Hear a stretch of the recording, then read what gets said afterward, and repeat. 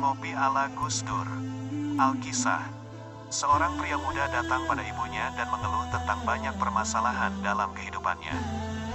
Namun betapa kagetnya dia, karena ternyata ibunya hanya diam saja, seolah tidak ingin mendengarkan keluh kesahnya. Bahkan sang ibu malah masuk ke dapur dan anaknya terus bercerita sambil mengikutinya. Sang ibu lalu memasak air. Sampai airnya mendidih, lalu sang ibu menuangkan air panas mendidih itu ke dalam 3 gelas yang telah disiapkan. Di gelas pertama, ia masukkan wortel. Di gelas kedua, ia masukkan telur. Dan di gelas ketiga, ia masukkan kopi. Setelah menunggu beberapa, ia mengangkat isi ketiga gelas tadi, dan hasilnya, wortel yang keras menjadi lunak. Telur yang mudah pecah menjadi keras. Dan kopi menghasilkan aroma yang harum. Lalu sang ibu menjelaskan, "Nak, masalah dalam hidup itu bagaikan air mendidih.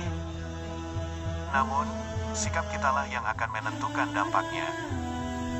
Kita bisa menjadi lembek seperti wortel, mengeras seperti telur, atau harum seperti kopi. Wortel dan telur bukan mempengaruhi air, tetapi malah berubah karena air mendidih itu. Sementara kopi malah mengubah air, membuatnya menjadi harum. Setiap masalah selalu tersimpan mutiara iman yang berharga. Sangat mudah untuk bersyukur saat keadaan baik-baik saja. Tapi apakah kita dapat tetap percaya saat pertolongan Allah seolah tidak kunjung datang?" Ada 3 reaksi orang saat masalah datang. Ada yang menjadi lembek, suka mengeluh, seperti wortel tadi, dan mengasihani diri sendiri. Ada yang mengeras, seperti telur, marah dan berontak kepada Allah. Ada juga yang justru semakin harum, seperti kopi, menjadi semakin kuat dan percaya padanya. Ada kalanya Allah sengaja menunda pertolongannya. Apa tujuannya? Agar kita belajar percaya dan setia. Karena tidak pernah ada masalah yang tidak bisa Allah selesaikan. Kisah kedua, berjudul Arti Secangkir Kopi. Seorang guru di depan siswanya memulai materi pelajaran dengan menaruh toples yang bening dan besar di atas meja. Lalu sang guru mengisinya dengan bola tenis hingga tidak muat lagi. Beliau bertanya, "Sudah penuh?" Siswa menjawab, "Sudah penuh." "Oh, tunggu." Lalu sang guru mengeluarkan kelereng dari kotaknya memasukkannya ke dalam toples tadi. Kelereng mengisi sela-sela bola tenis hingga tidak muat lagi.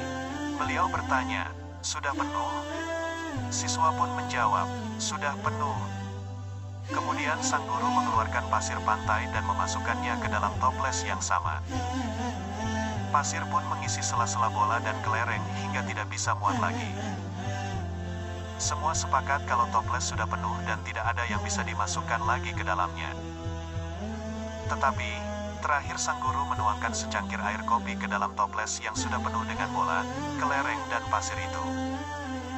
Sang guru kemudian menjelaskan bahwa hidup kita kapasitasnya terbatas seperti toples.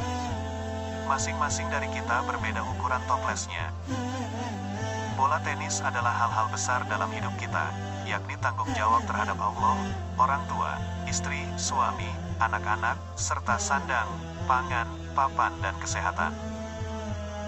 Kelereng adalah hal-hal yang penting, seperti pekerjaan, kendaraan, sekolah anak, gelar sarjana, dan lain-lain.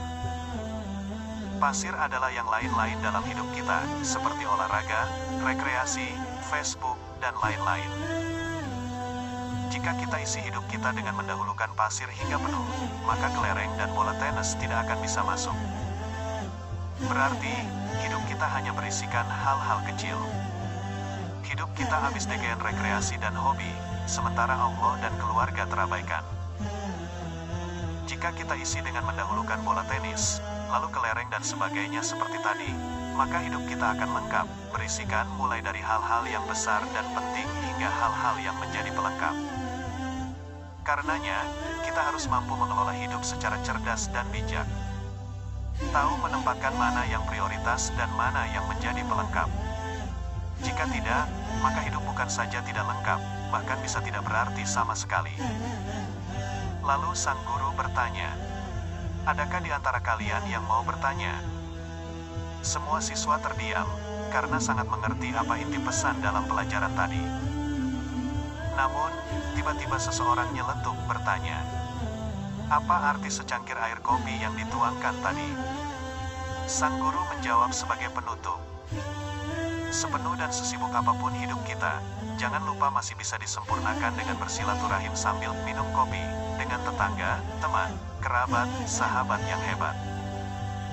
Dan jangan lupa sahabat lama. Saling bertegur sapa. Saling senyum bila berpapasan. Tidak saling mencurigai. Tidak saling suudzon.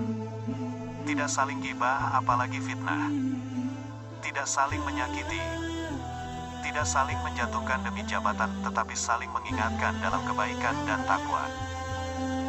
Siapa tahu nanti teman kita itu yang akan mengangkat kita dari neraka dengan izin Allah. Betapa indahnya hidup ini.